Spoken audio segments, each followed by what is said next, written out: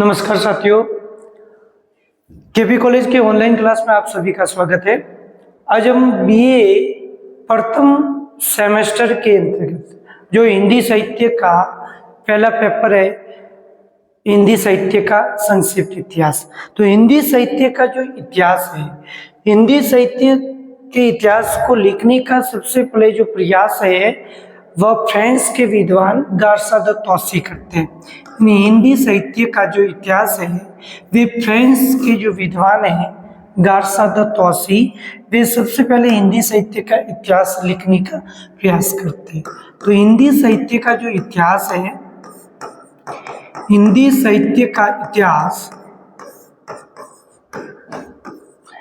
हिंदी साहित्य का इतिहास सबसे पहले फ्रांस के जो विद्वान हैं गार्सा द तौसी, गार्सा द तौसी ने इस्तवार द ला लिटरेचर हिंदुस्तानी नामक पुस्तक लिखी थी। लेकिन इसमें सर्वप्रथम हिंदी की काल विभाजन देखने को इसमें नहीं मिलता है। फिर गार्सा द तौसी के पश्चात शिव सिंह सेंगर ने शिव सिंह सरोज नामक पुस्तक लिखी। फिर उसके बाद जो यूरोप के विद्वान हैं जॉर्ज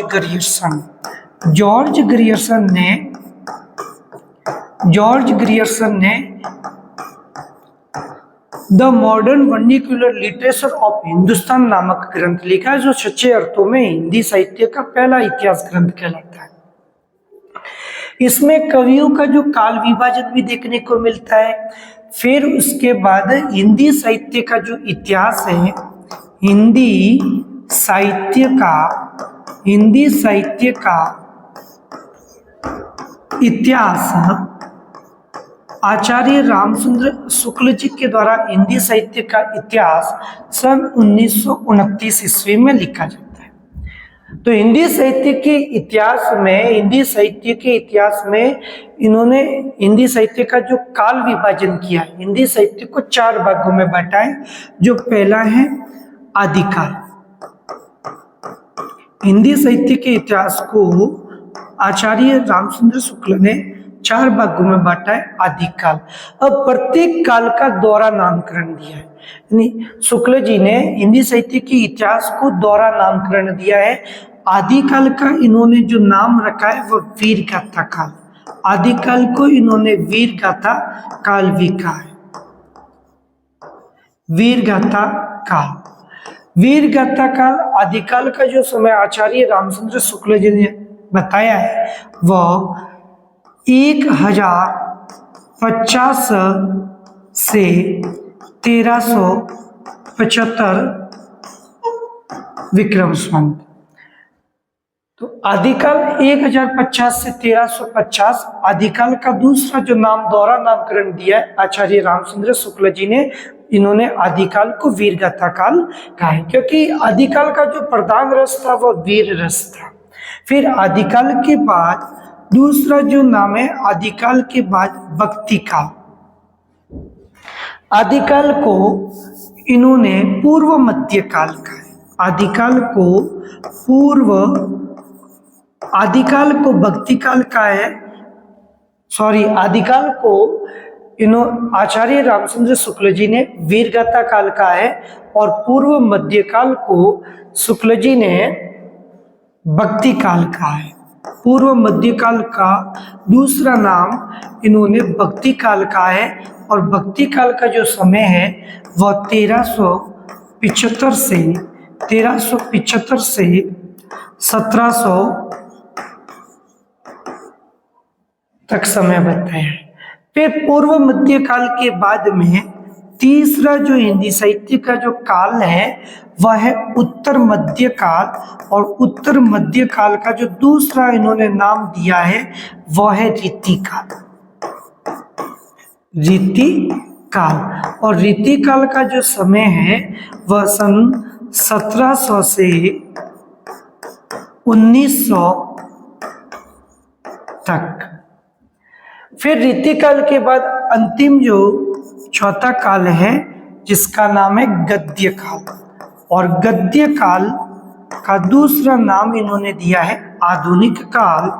और आधुनिक काल का जो समय इन्होंने बताया है सन 1900 से 1900 से 1984 तक। तो हिंदी साहित्य का जो दोहरा नामकरण आचार्य रामचंद्र शुक्ल जी ने दिया है। हिंदी साहित्य को इन्होंने 4 भागों में बांटा है काल विभाजन को। पहला है आदिकाल, आदिकाल का दूसरा नाम इन्होंने वीरगाथा काल दिया है, और वीरगाथा काल का जो समय है वह 1050 से 1375 है। फिर वीरगाथा काल के बाद में दूसरा जो काल है पूर्व मध्यकाल।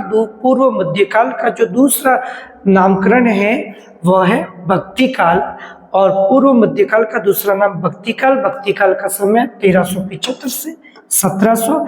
फिर उत्तर मध्यकाल जिसे रीतिकाल कहते हैं जो 1700 से 1900 तक है, और गद्य काल को आधुनिक काल भी कहा जाता है जो 1900 से 1984 तक है। फिर आचार्य रामचंद्र शुक्ल के बाद काल विभाजन का जो कार्य है वह डॉक्टर रामकुमार वर्मा। डॉक्टर रामकुमार वर्मा ने आदिकाल को 2 भागों में बांटा है। आदिकाल को इन्होंने 2 भागों में बांटा है, और आदिकाल को इन्होंने संधि काल कहा है, और संधि काल के बाद आदिकाल का जो दूसरा नाम इन्होंने रखा है वह है चारण काल। फिर आता है भक्ति काल, और भक्ति काल के बाद रीतिकाल, और रीतिकाल के बाद में अंतिम है आधुनिक काल। तो आदिकाल को इन्होंने आचार्य रामचंद्र शुक्ल जी ने 2 भागों में बांटा है। 750 से 1050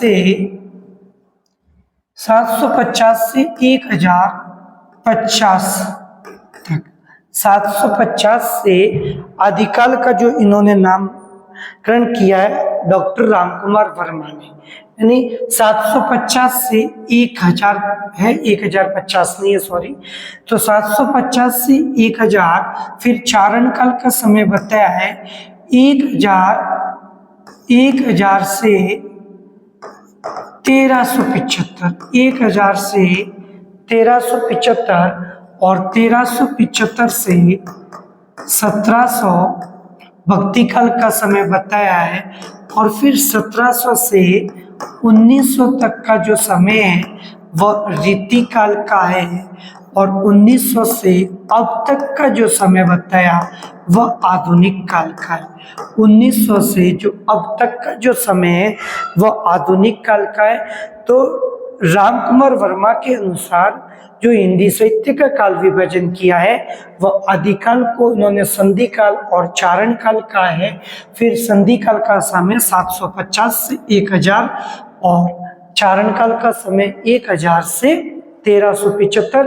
भक्ति काल का जो समय बताया है वह 1375 से 1700, और भक्ति काल के बाद में रीतिकाल है 1700 से 1900, और आधुनिक काल 1900 से अब तक।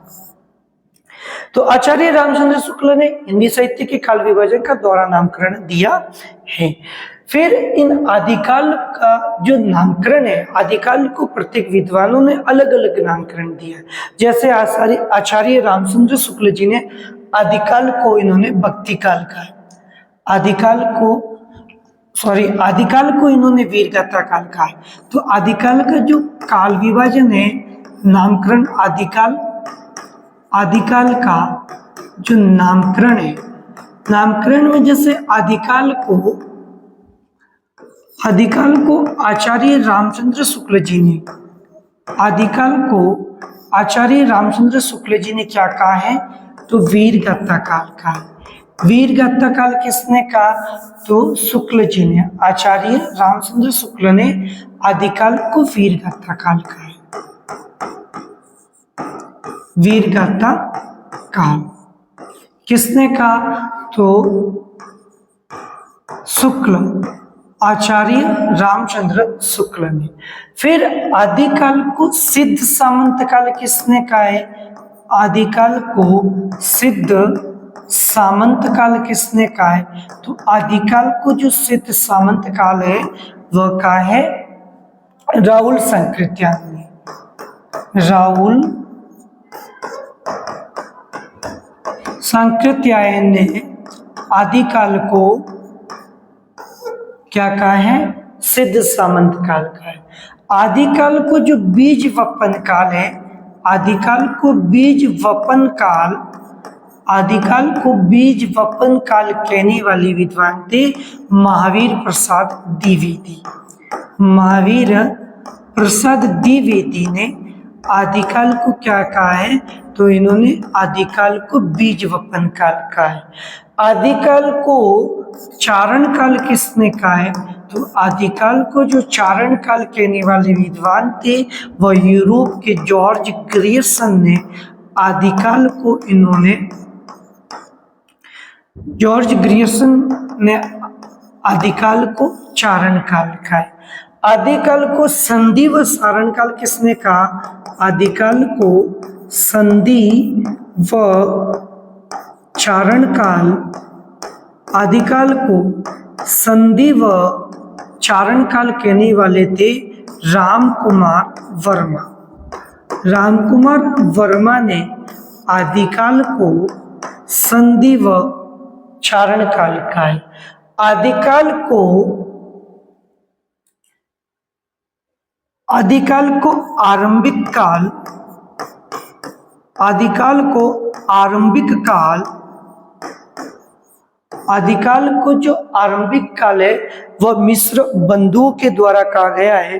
आदिकाल को आरंभिक काल मिस्र बंधु के द्वारा कहा गया है, मिस्र बंधुओं के द्वारा कहा गया है। आदिकाल को जो आरंभिक काल है वह मिस्र बंधुओं ने कहा है और आदिकाल को प्रारंभिक काल गणपति चंद्र गुप्त ने कहा है। तो ये आदिकाल का जो नामकरण है जो अलग अलग विद्वानों ने अपने अलग इनका नाम दिया है। फिर आदिकाल को धार्मिक साहित्य की दृष्टि से 3 भागों में विभाजित किया है। यानी आदिकाल की जो प्रस्तुतियां है, आदिकाल की प्रस्तुतियों में राजनीतिक प्रस्तुति कैसी रही, उसकी आर्थिक प्रस्तुति, धार्मिक, सामाजिक प्रस्तुति, सांस्कृतिक प्रस्तुति कैसे रही। तो आदिकाल की प्रस्तुतियों में जो धार्मिक प्रस्तुतियां है, धार्मिक प्रस्तुतियों को 3 भागों में विभाजित किया गया है।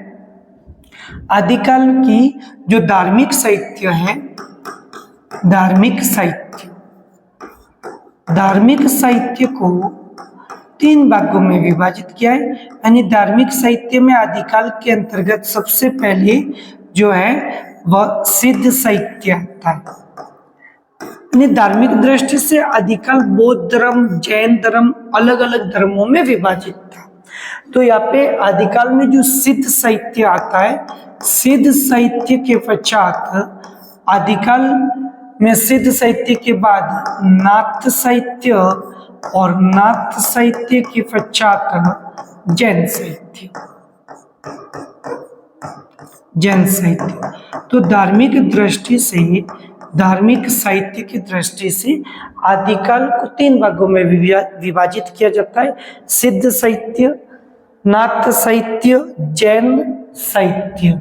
फिर आदिकाल में रासो साहित्य की दृष्टि से 2 भागों में विभाजित किया जाता है।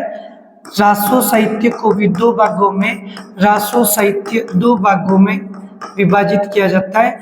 रासो साहित्य में श्रृंगार रस युक्त रचनाएं भी लिखी गई, श्रृंगार रस युक्त रचनाएं लिखी गई, श्रृंगार रस और वीर रस युक्त रचनाएं भी लिखी जाने लगी। श्रृंगार रस में आप श्रृंगार रस में बीसल देव रासो है, जैसे श्रृंगार रस युक्त रचना है वह बीसल देव रासो है, बीसल देव रासो। और वीर रस के अंतर्गत, वीर रस के अंतर्गत जैसे पृथ्वीराज रासो है, पृथ्वीराज रासो। तो रासो साहित्य को भी 2 भागों में बांटा गया है, जिसमें श्रृंगार साहित्य है और लौकिक श्रृंगार साहित्य है और वीर श्रृंगार रस और वीर रस, जिसमें बीसल देव रासो लिखा गया और वीर रस युक्त में जो रचना है वह पृथ्वीराज रासो लिखा गया। लौकिक साहित्य के अंतर्गत आप देखेंगे तो लौकिक साहित्य में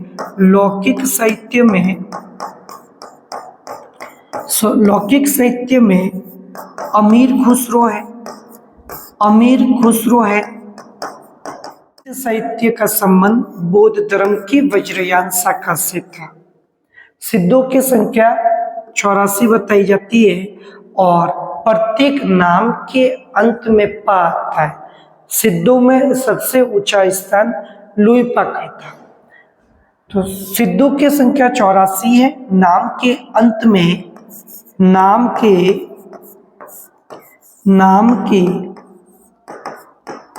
में पा आता है। जैसे लुईपा,